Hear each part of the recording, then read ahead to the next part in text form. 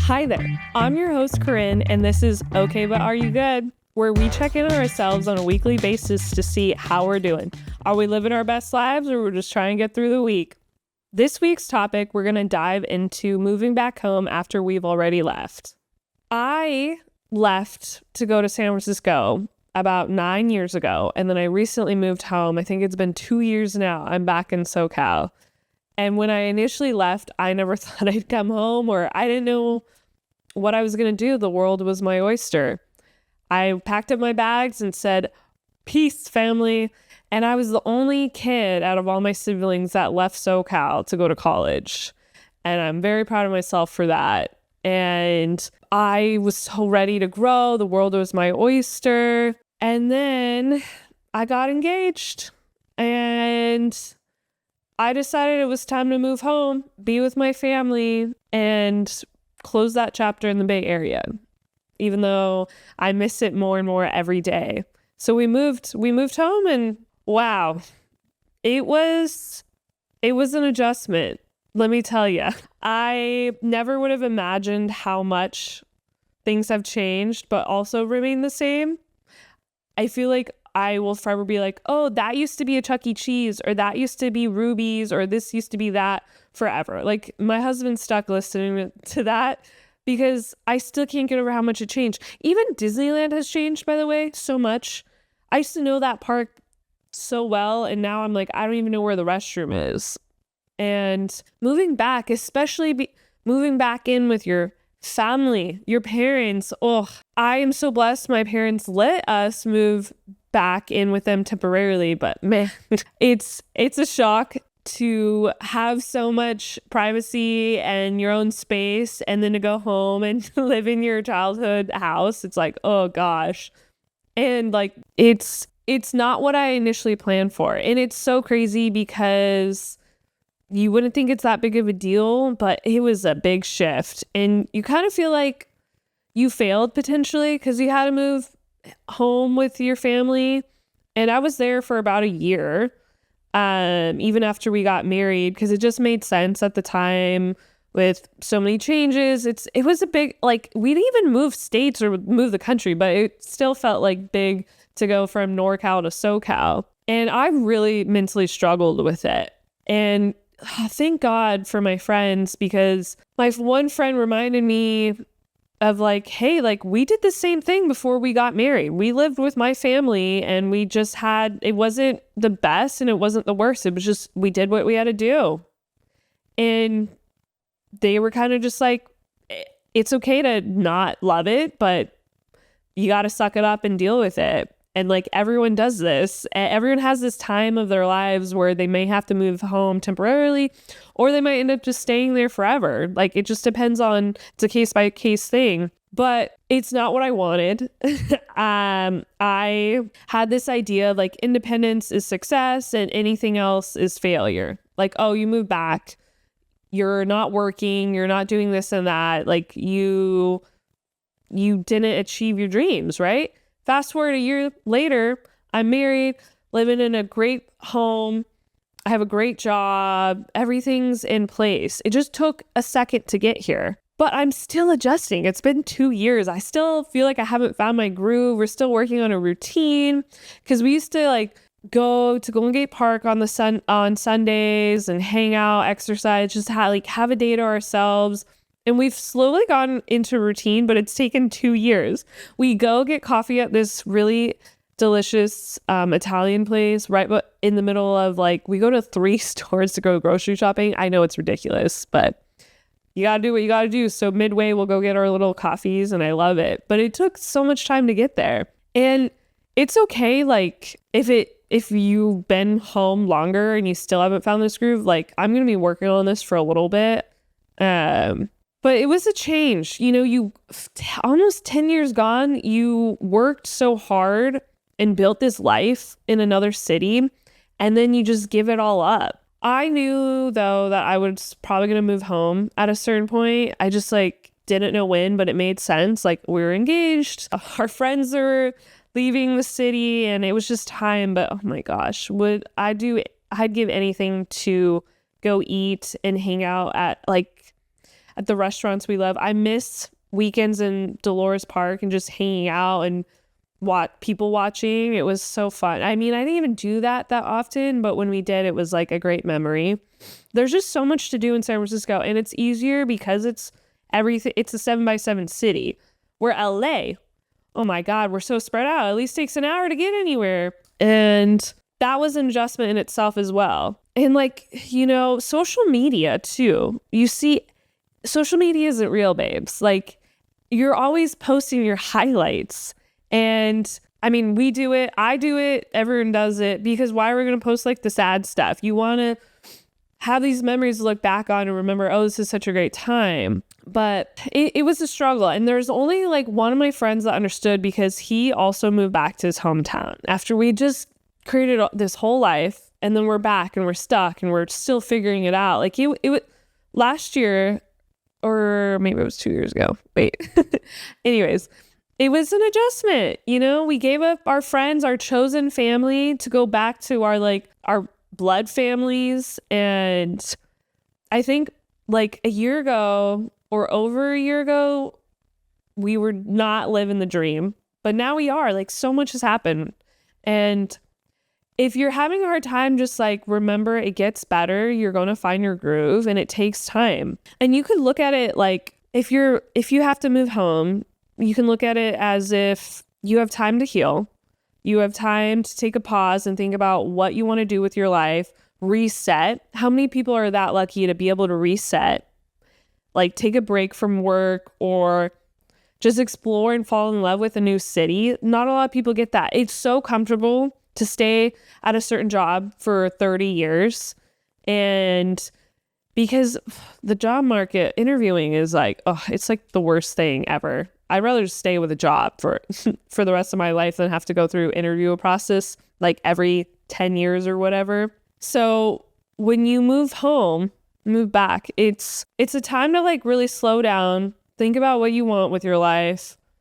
And I remember when I moved back, I made a list of all the things I wanted to accomplish and like what I wanted my life to look like in a year.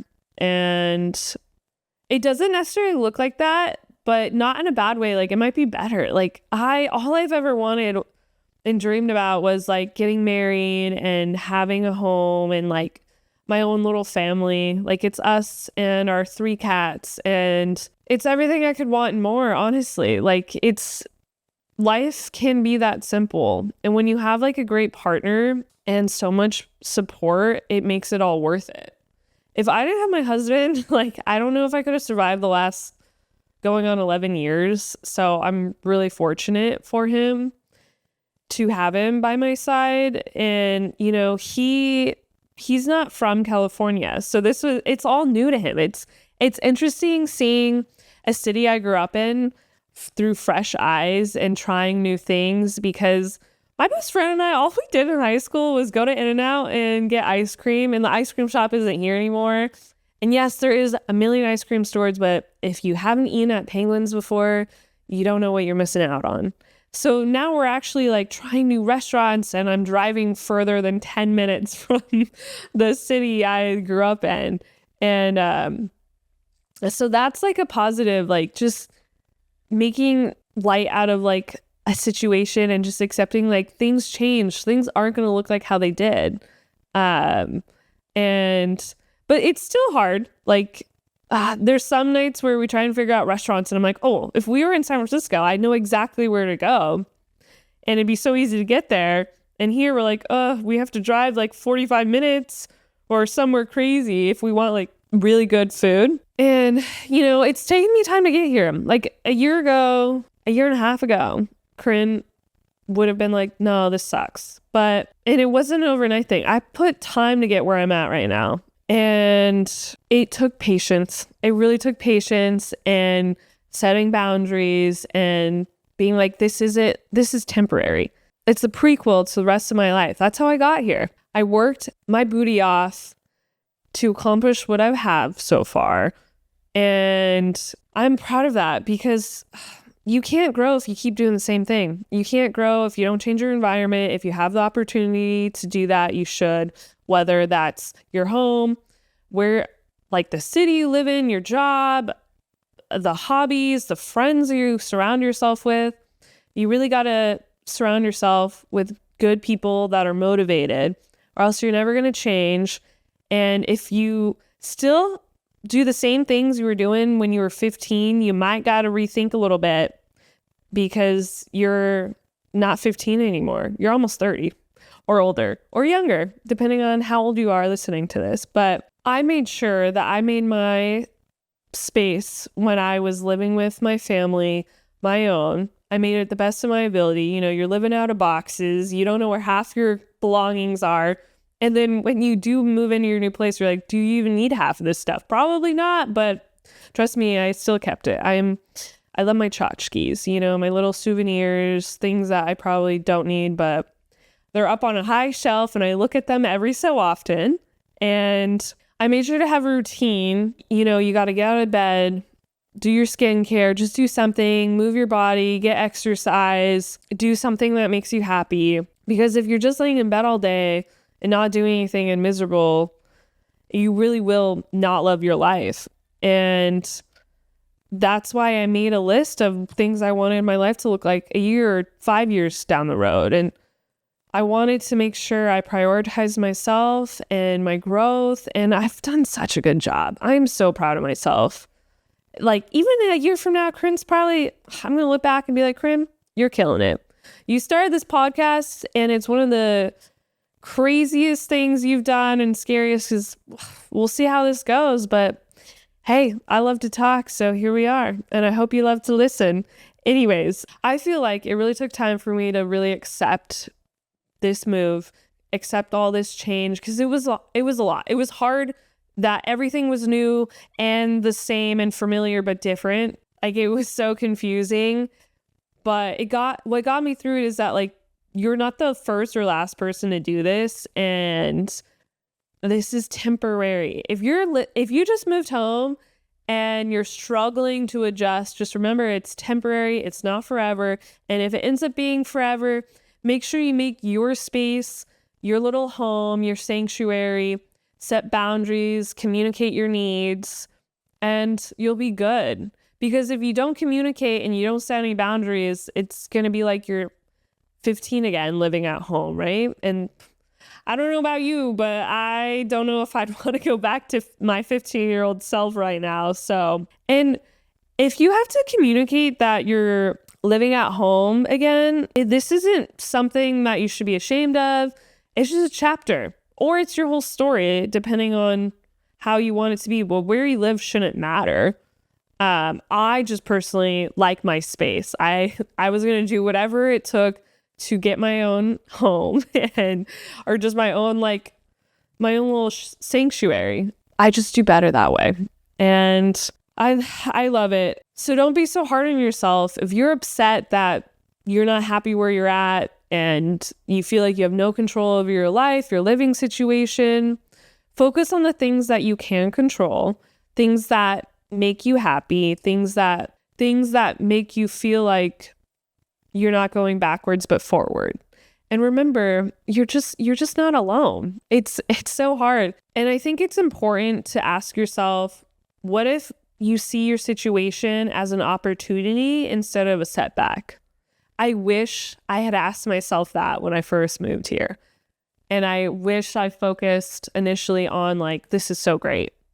I'm back with my family. I can see the little ones grow up and the older ones get older, and just like, I miss so many birthday parties, so many big graduations, so many big events.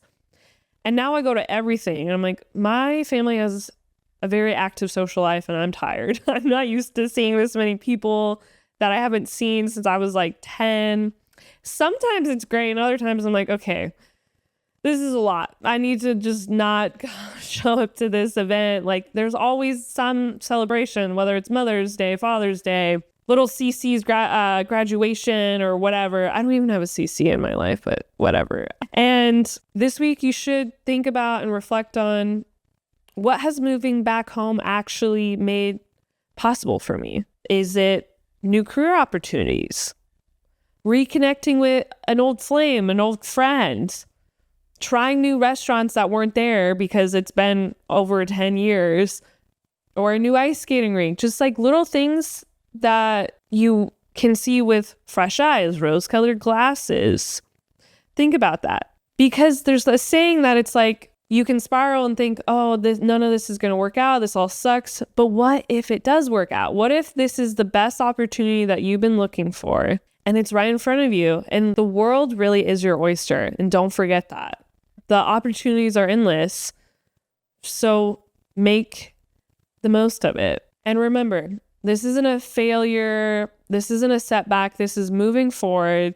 This is taking the time, taking a pause, and starting a new chapter in your life, and you will get through it, and it does get better. And remember, it's temporary or forever, depending on your next move in life. It's what you want to do. Thank you so much for listening in and joining us this week. Check in on yourself, and don't forget to like and subscribe, and I'll see you guys next week. Thank you so much.